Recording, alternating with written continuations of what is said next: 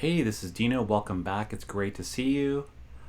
For this sort of interrogation of an article, instead of giving you the title as I always normally would, I'm not going to because it's going to kind of blow this first interaction. So basically, what objects does this quote in the next slide refer to?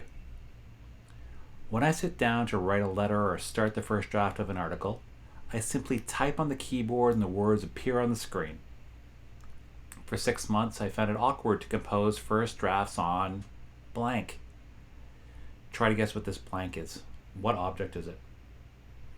If you've given up, it is the computer. And when do you think it was written? When would someone write about the computer in this kind of way? It would be 1982, so about 40 years ago.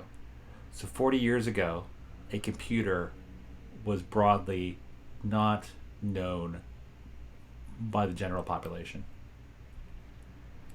So, in this article, Living with a Computer by James Fallows at The Atlantic, there are a number of quotes that now seem quaint, even laughable, given the 40 years that have passed. I'll read a couple out to you to sort of give you some context and some flavor of the article.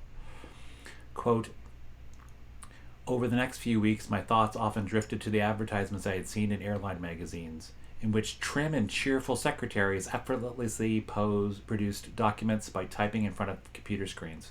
Were these devices real?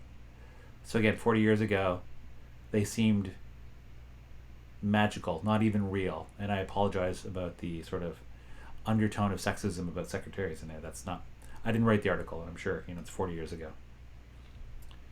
Another quote, the process works this way. When I sit down to write a letter or start the first draft of an article, I simply type on the keyboard and the words appear on the screen.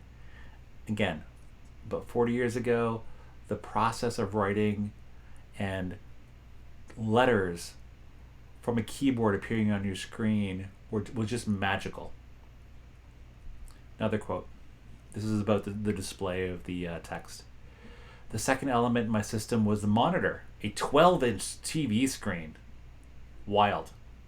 Some monitors are like black and white TVs. Mine, which oddly enough was produced by the same company, Ball Corporation, that makes home canning supplies, displays light green letters against a background of dark green, and is supposed to be easier on the eyes.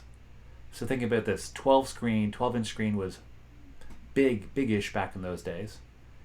And a major player in the screen producing industry was Ball Corporation. And I know many of you, if you do canning at home or you use like mason type jars, Ball is one of the names on one of the jars that you use for canning your preservatives. So why would I share this article? Why would it be written? Why would I share it with you today? First off, in the early 1980s, computers were largely unknown, seemingly magical devices. At that time, people would have heard about them, but actually using them was not that widely done. And people were just hearing about it. It was coming out in the mass media, the idea of them coming into your homes, and just the idea of what they did was magical to people.